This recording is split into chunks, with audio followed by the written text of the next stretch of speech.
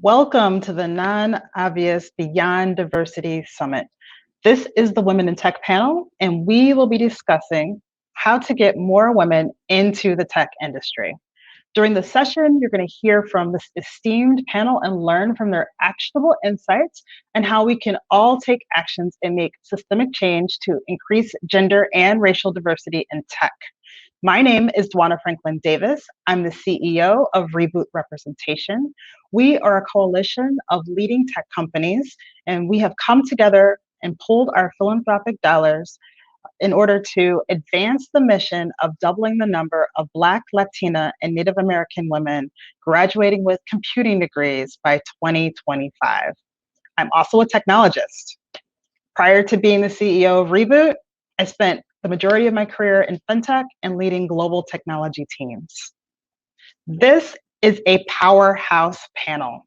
We have founders and CEOs, we have business development leaders, we have authors, we have social justice advocates. It is my honor to be speaking with this amazing panel, and I hope that you're excited because you are in for a treat. Let me do brief introductions. We have Kate Eisler, Karen, Sheila Casasa, and Brendan Darden-Wilkerson. I'm going to invite each of them to do their own brief introductions, and we're going to start with Kate. Good morning. I'm Kate Eisler, and I am the founder and CEO of the W Marketplace, which is an e-commerce site for women-owned businesses and gender-balanced businesses. I'm also the co-founder of an organization called Be Bold Now that celebrates International Women's Day, and we host an event. We're about to have our 6th annual, and I've just released a book called Breaking Borders. I'm excited to read this book, Kate. Next, Alana, can you introduce yourself? Sure. Hi, everybody. My name's Alana Karen, and I have worked at Google for 19 years in various roles in operations and customer service. And I am currently working in what I call core of the core, which is infrastructure for search. And I wrote a book called The Adventures of Women in Tech. And I'm really happy to be here to talk about this subject more. Another book that we must add to our list. Everybody hopefully is taking their notes. Sheila, please introduce yourself. Hi, everybody. My name is Sheila Casasa, CEO and co-founder of Future First. At Future First, we focus on entrepreneurship and tech education for underserved communities. I'm third-generation women entrepreneur, and I'm excited to be a part of this panel. Thank you, Sheila. And last, but certainly not least, Brenda, please introduce yourself. Hi, everyone. I'm Brenda Darden-Wilkerson, CEO and president of AnitaB.org. We're a women in tech organization globally focused on increasing diversity at the table where tech is created. I'm excited to be here and be part of this conversation because this mission has been near and dear to my heart for most of my career. Thank you. I am very excited. So we're gonna dive right in, but I want to start with kind of setting a baseline for the conversation. So we want to start with, how do we define women in tech? Is it specifically women working in technical roles or otherwise? And Kate, I'm going to throw that over to you. So I like to say I worked in tech for 200 years. It feels like that. But women in technology, I think, spans all sorts of roles, because I think that the issues that we face in terms of being a minority, both in technical engineering roles, but throughout organizations, in marketing, in HR, we face the same issues. And, I think that we need to define it and look at women as a community that are working across lots of roles, whether it be, big companies or startups, or we're facing some of the same issues, no matter what your discipline is within that community. I definitely agree with that. And in addition to it defining multiple roles, I also have to add that tech transcends industry. And I think that was made even more clear in 2020. If an organization or a company didn't have a tech component, they struggled over the last year. So what does tech actually mean, and redefining what that looks like as we try to recruit more women into tech. So I guess to move on, we want to talk a little bit about how do we get more women. So what do you think about the current state of equity and opportunity in the world's leading tech organizations or the tech schools? So I'm talking about those top-ranked schools where companies tend to use as feeder schools. Brenda, I want to throw that over to you. Yeah, Chris, that's a really interesting conversation. And I mean, I want to say something that I'm hoping will challenge people's thoughts. I think that there is a desire to do better. And I think that there are some inroads being made. But I think if you look at some of the output of diverse talent out of some of the top tech schools, Timnit Gebru, for example, she's one of only 3 Black women who have gotten PhDs from Stanford in the last decade. I think that speaks to, really a challenge that still is present in some of these schools in terms of turning out diverse talent. I think that, a lot of it is systemic. And what we're looking at is how do we help these organizations change the system that they sit on top of, the thing that filters talent into what they call the pipeline. And I always like to talk about pathways in, because if we're really going to solve this issue, we have to look beyond just the traditional pathway, K-12, into post-secondary education. So I feel like part of the challenge is that we need to be much more aggressive about thinking about what will attract more people into tech of all different backgrounds, sooner versus later. How can we change the systems that filter people into and out of tech, not only from education, but what happens to them post-education, where they get hired, what their careers look like. It's a systemic ecosystem challenge, and I'm happy to be part of it. I'm excited for some of the changes that I see happening, but I feel like we have much more work to do. Thank you. Sheila, given your seat, I would love to hear your perspective on that as well. Yeah, this is just such an interesting conversation, right? So the last 4 years, I've been working with the State Department through a program called Tech Girls, and partnered with Tech Women, and also DC government, as well as Prince George's County in Maryland, right? So this is a conversation that government has been trying to solve for years, right? And what I noticed, 2 things. One, getting girls as well as getting underserved communities into tech specifically requires having a champion, right? So when we're looking at, let's say, Tech Girls, for an example, I was working with 13 different embassies from Central Asia all the way up to the MENA region, right? And one big thing I would notice in the applications was, oh, my father was a champion, or my father was concerned about me entering technology, right? So you end up realizing that originally we were assuming that instructors, teachers were the champions, but now we're really realizing that it starts at home, right? So a young girl, somebody even with a disability right now, I'm actually working with a program in Morocco, and people with disabilities, again, same barriers. And so we're really realizing that the champions start very early on, and it's that K through 12 touch point that we really have to start focusing on. The second big piece is having champions work directly with governments. We have this system that's set up to rely on big tech companies like Google, Amazon. I've been in these rooms, had the conversations. Amazon is doing an incredible job of trying to start earlier with young people to get them into Amazon jobs. Google, Microsoft, they're all doing a great job. But when we really look down to the bits and pieces of it, we're realizing that government needs that hand holding to then bring big tech into the conversation, to then create that pathway. And so that's the envelope I really want to start challenging us to really push at and start having a seat at the table on those conversations as well. Wow, that's government is such a key aspect to this. And no industry, no organization, no company can do it alone. And so it's that collective action, collective power that's really going to move that needle forward. And we recently witnessed glass shattering. Did you hear it with the inauguration? Did you hear the glass shatter, ladies? Did you hear it? Did you feel it? I don't know about you, but I can say I heard it and I felt it.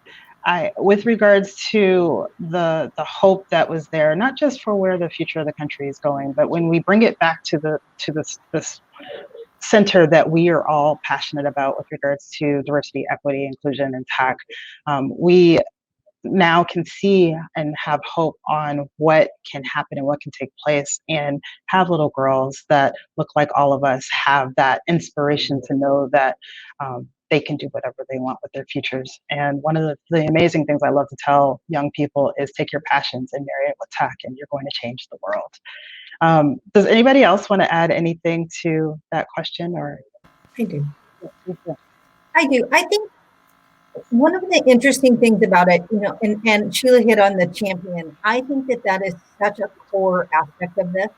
And it is a champion within the government for sure, but within the companies, it is so important. And I want to really articulate that that's not necessarily a mentor.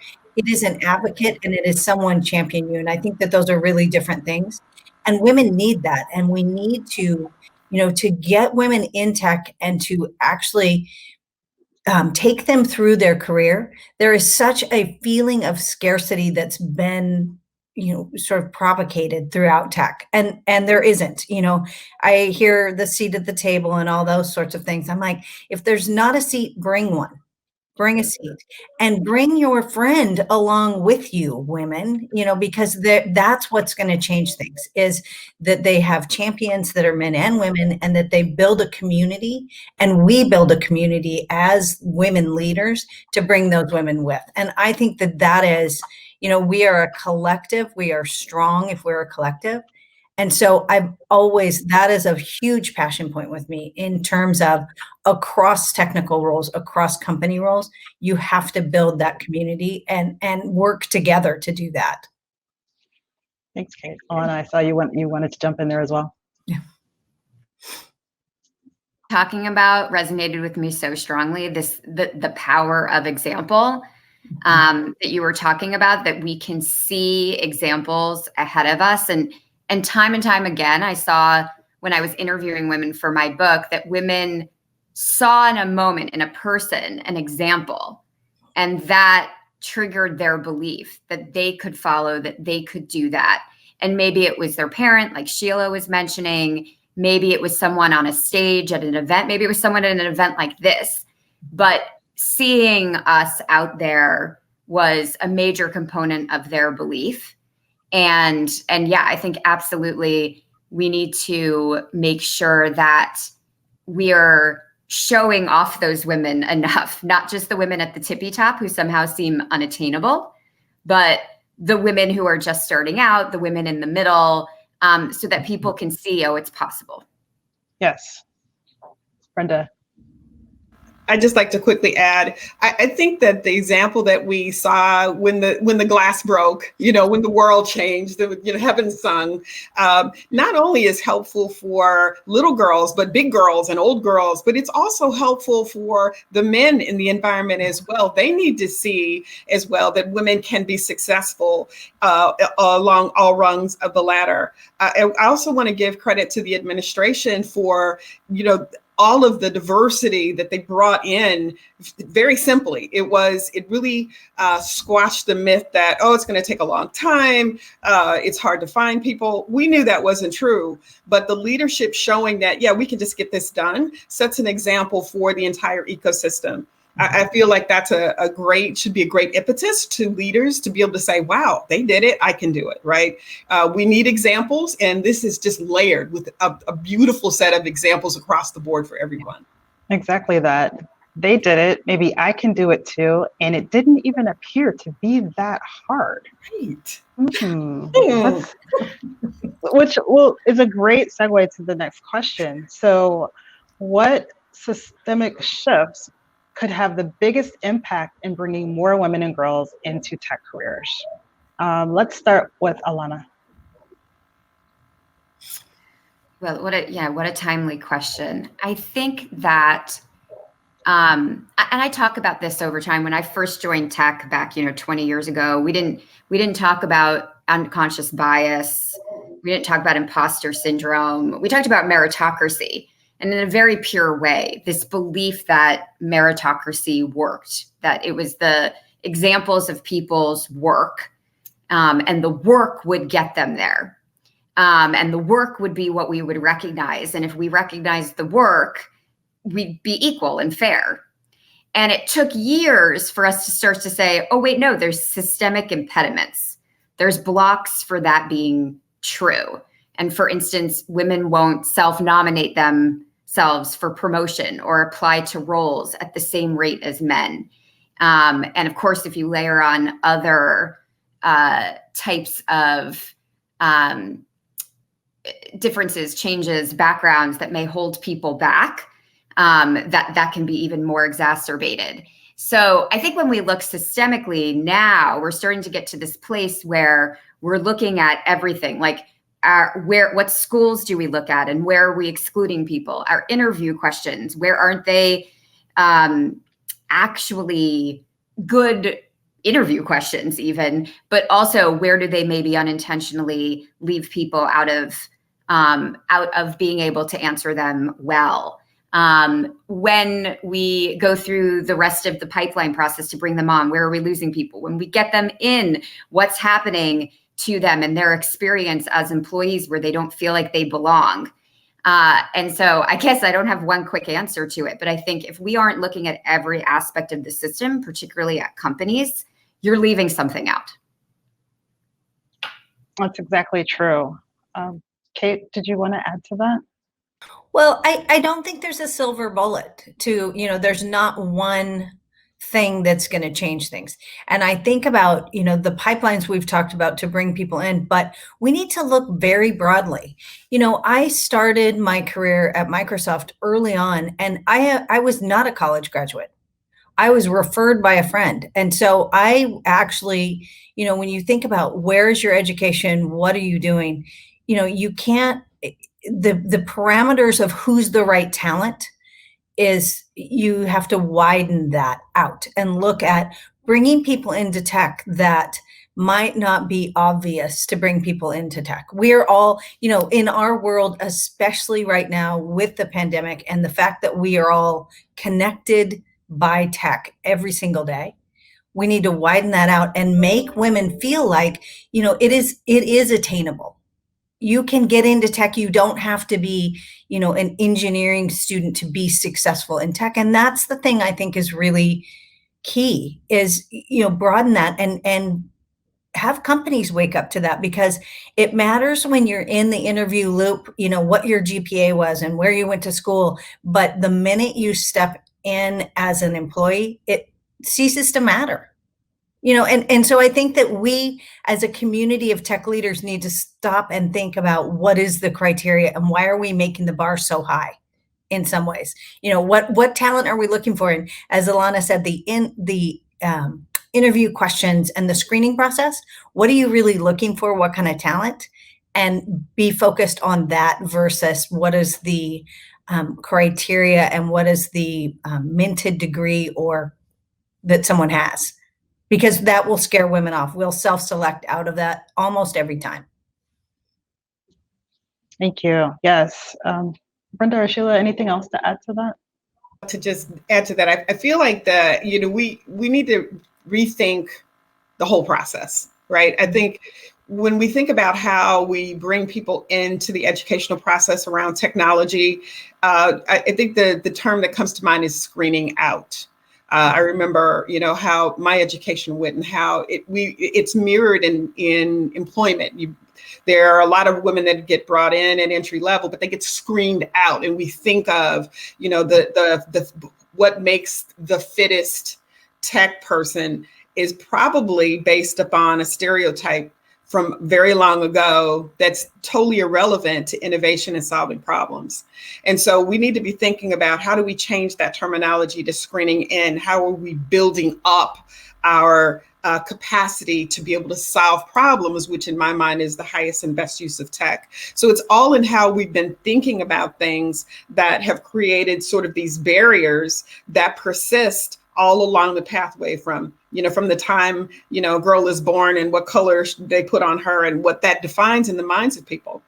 I think another thing for us to think about in terms of diversity, because we're talking about women in tech, but I like to think of us thinking about intersectional women in tech. And I heard, one of my colleagues here talk about differently abled people and the barriers that are there. And, what are our thinking processes around the benefits of differences versus the barriers that, or the deficits. So we have this deficit mentality that continues to screen out people based upon an outdated model.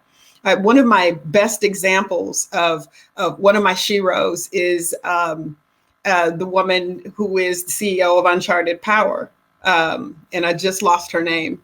But I can see her, and she was not a technologist. She was not an engineering major. She now has over 10 patents in renewable energy because she had an idea, and it was based upon her life experiences from where she was born, who she was born to, where she traveled to. And she came up with this amazing, Jessica Matthews, there we go.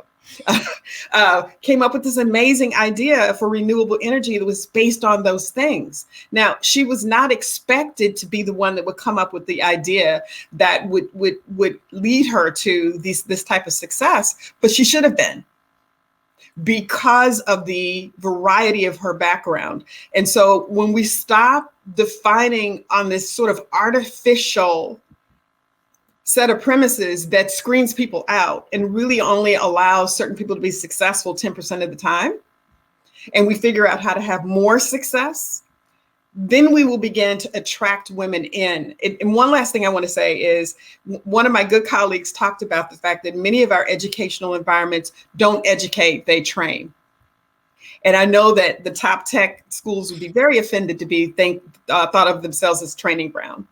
But if we're not also educating people on the human condition that their tech problems will solve, many times we're not going to get the variety of folks in, including women who are great problem solvers of the human condition, because they will not see the value of their background and their ideas in that realm. So it's all about us changing our minds about what success looks like.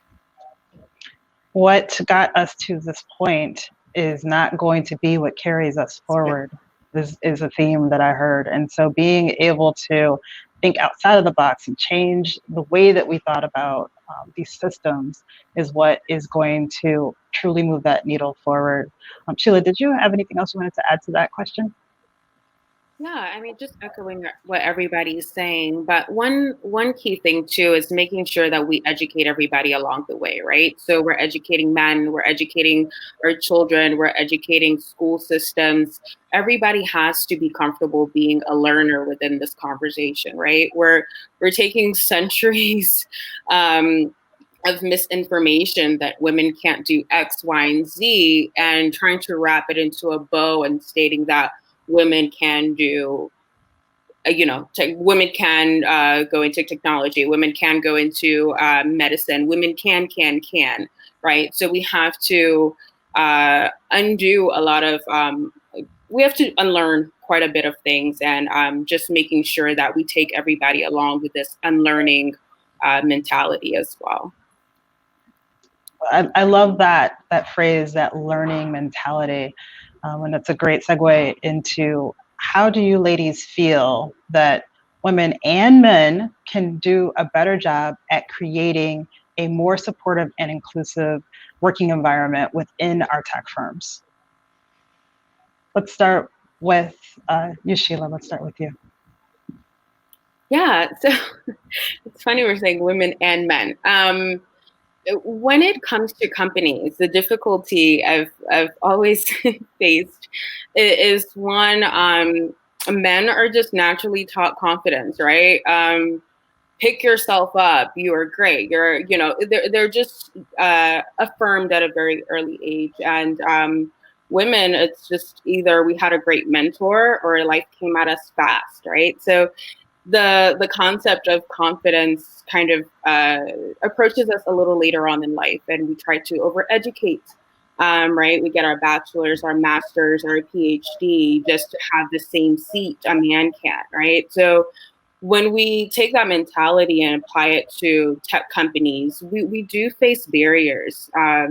When I work with my young people and they're just like, well, you keep talking about these barriers. How do I get through these barriers? The first step of getting through a barrier is one, acknowledging it and saying like, hey, wow, this is a glass ceiling. Yes, it is scary. And I need to figure out how to get around it, and I need to bring champions with me, right? So sometimes when it comes to large tech companies, again, when I have conversations with Amazon and they're building out, Amazon has an incredible program right now. They're building out TechU, and Google has something similar, and so does Microsoft and a few others.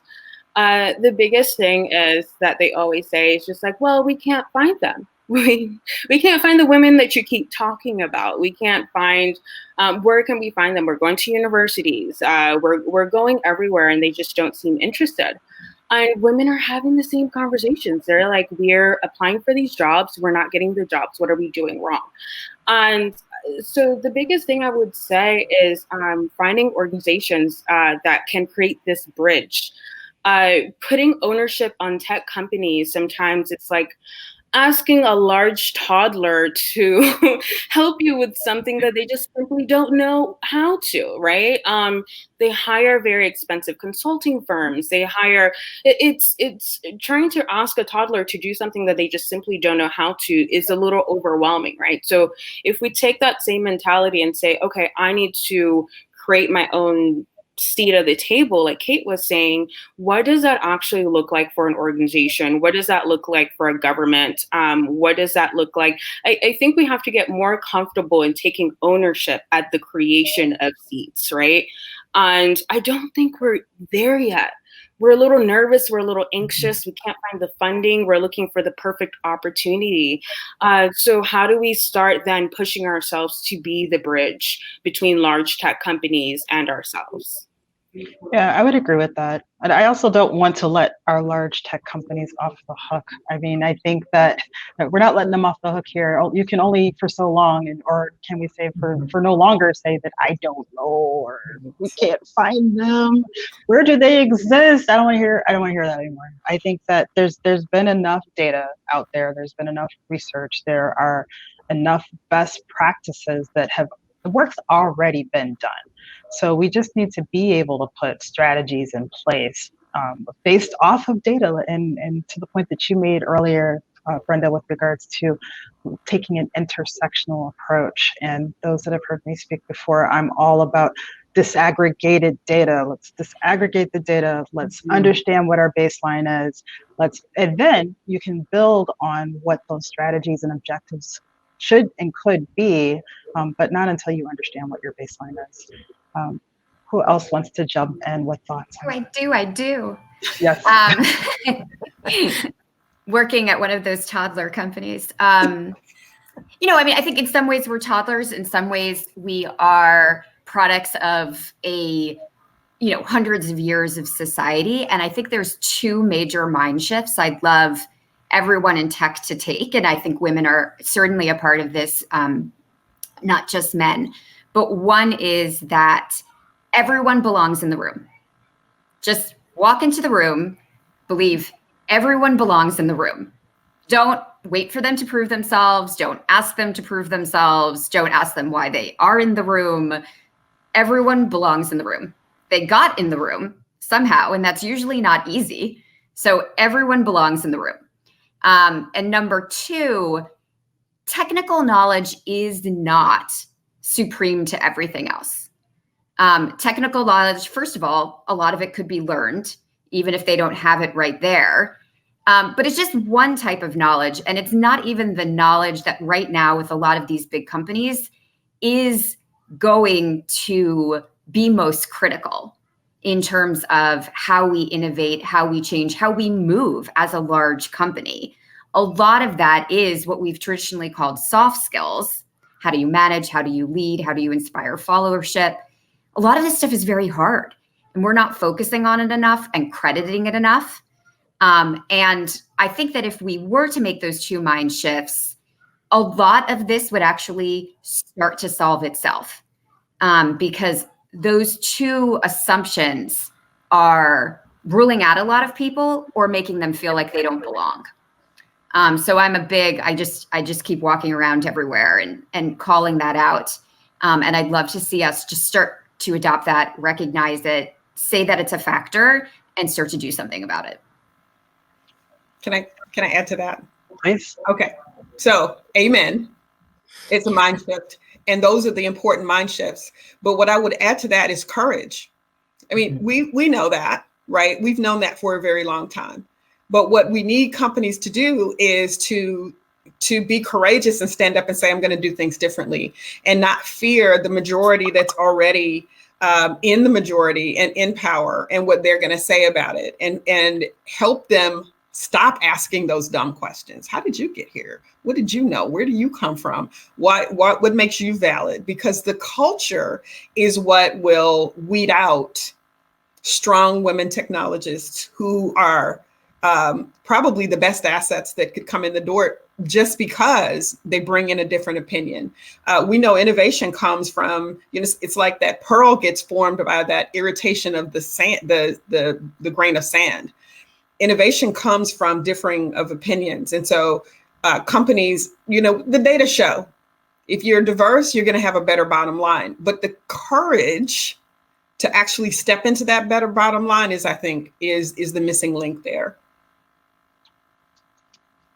I definitely agree with that. I'm going to ask one final question. A hot topic that has bubbled up and gotten a lot of attention over the last year would be surrounding the bias in AI and the bias in the data sets. How could we have more women in tech, and what do you think that the impact of that would be with regards to lessening algorithmic bias and the bias that's often baked into the technology that we use? But let me also add that although this subject just bubbled to the surface to the minds of many in the past year, this is not a new topic, not a new discussion. This has been around for a while, but got some extra attention in 2020. Who has thoughts on that they would love to share? I have lots of thoughts on that. From the fact that my Alexis and my car Bluetooth doesn't understand me, we can start there. But more importantly, in my everyday life, so running a business in technology, we invest a lot in digital advertising. And I will tell you the results that we get. We have been denied advertising in Facebook and Instagram because we say gender parity, and they push that back multiple times. Like yesterday, we had 2 ads rejected because they are sensitive social topics. And, that to me just says that the AI isn't there to, look at gender parity as a common thing. And I believe that, as Alana said, there is such a mind shift in, technical talent is valued more than anything, and it's really highly skilled, and women can't possibly do that.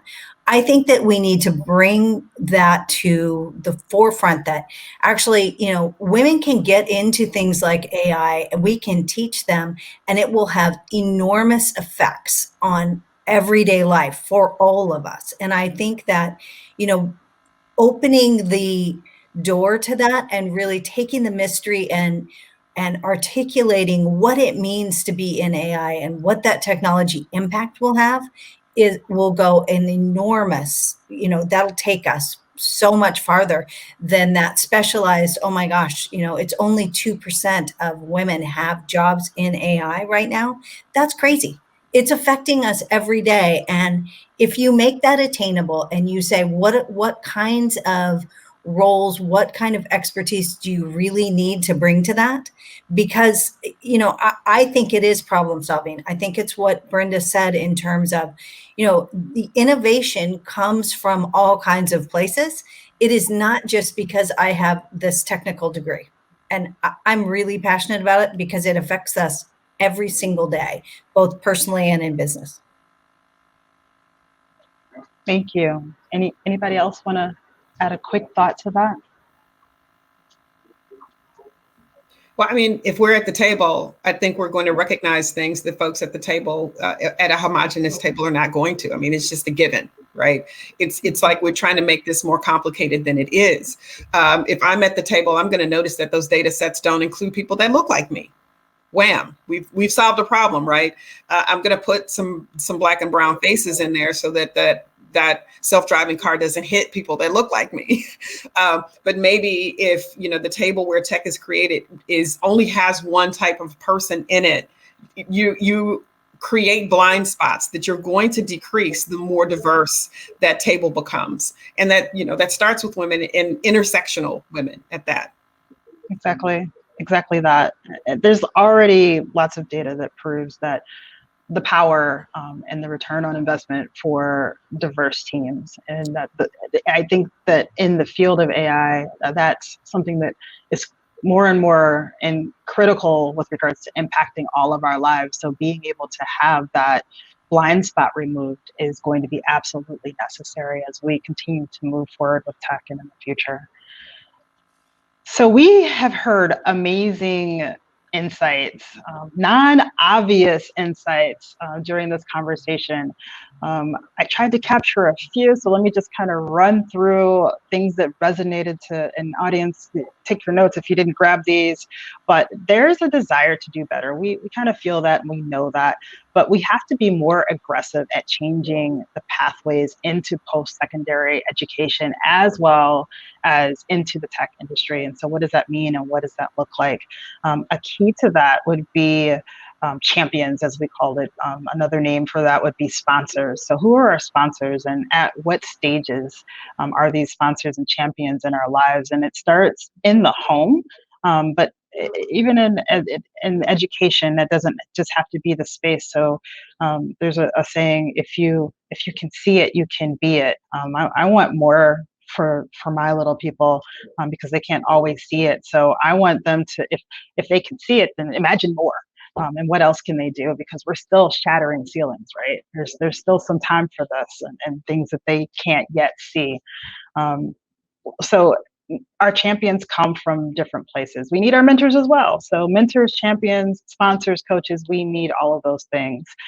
We need to continue to build a community of female and women leaders.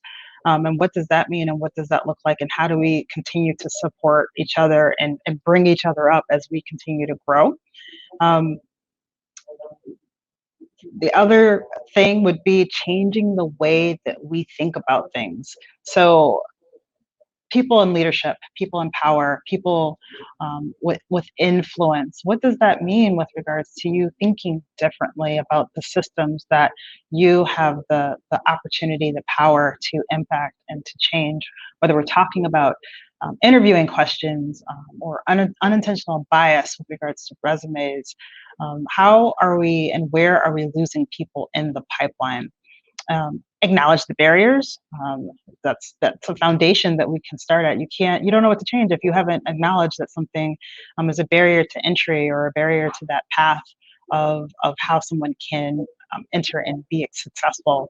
And then, of course, I'm going to end with collect and disaggregate your data.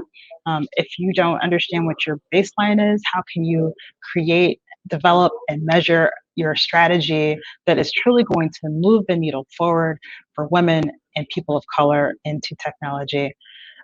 All of these amazing women are doing such powerful things and taking action to change people's perspectives, to change the way that we see ourselves, to change how we are able to attract more people and women specifically and women of color into technology.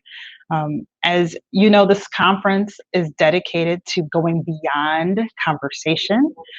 So we want to make sure that you've got some actionable items. I want each of our panelists to kick off with what is that final action, that final thing you want this audience to know that hasn't already been said. And we'll start with Brenda. That there are women all around you, tech companies, that you have great access to. They're just close to you. We should be thinking about women who have already built their careers in other areas, that have amazing business sense, who want to get into tech and they can learn it. I think one of our panelists today said that you can learn the tech, and they exist in your company. They have, they're loyal, they understand your product, they can learn the tech. So look around you and make sure that we're addressing that other thing, which is ageism, by knowing that it's not just about waiting for the folks to roll off K-12. And in post-secondary, there are women very close to you of all ages that can contribute to your tech. Kate, what are your final words of wisdom? I would say be deliberate in what diversity doesn't just happen. You don't change society. Be deliberate about finding those champions and, at all levels, above you, next to you, below you. As a community of women, build those relationships and be very deliberate, both with your voice in the companies and with your network, and say what you want. Women are amazing, and we can make a huge difference in tech if we work together, and I'm convinced of that. Bring people along. Yes. Sheila. I would say invest in soft skills. The World Economic Forum actually just did a huge study on the future of work and how COVID has impacted the future of work. And we're found that big tech, government, everybody's now scrambling to invest in soft skills. We knew better. We shouldn't have waited until a pandemic to think about soft skills. I think we're understanding now that women know tech, they understand the tech, they're willing to invest in learning more of the tech. But I think we also have to be comfortable of educating men, women, everybody in soft skills. That is going to be the arm that's reaching out to break the borders and the barriers. Yes. Alana, what are your final words of wisdom? Ooh, such a hard act to follow. I would say we all need to take chances. We all need to take risks. For the leaders, I think that we need to expand our scope of who we will hire. And I actually don't think these are wild risks that we're taking, honestly. But I do think that they will feel that way, especially if we're changing a system where we traditionally thought of someone as top talent and safe. And we have to now start to expand that and try different profiles. Take those risks and do it now. We're seeing the data that women have been so impacted by COVID and are losing jobs at like 4x the rate of men. Do it now. Take those risks, train those women. And for women who are wondering whether to get into tech, do it. Like, take those risks, take those chances. The salaries tend to be higher. The workplaces tend to be more flexible. And I just want us to not see all those chilling effects and back off. I want us to march forward, storm the gates, because the more of us, to what many of us have said, the more there are of us, the more we'll change things. Yes, yes, yes, yes. Audience, you have been watching the Women in Tech panel focused on how to get more women into the tech industry. This has been part of the Non-Obvious Beyond Diversity Summit. Thank you so much for watching. I want to thank the panel of esteemed guests that shared their nuggets and knowledge and wisdom with all of us. Please check out all the other topics covered during the summit. You will hear more powerhouse voices from all genres, all genders, and from all geographies. For more fascinating conversations like this one, please visit nonobviousdiversity.com, and the official summit hashtag is hashtag nonobviousdiversity. Thank you so much for joining. I'm Dwana Franklin-Davis, and remember to always stay non-obvious.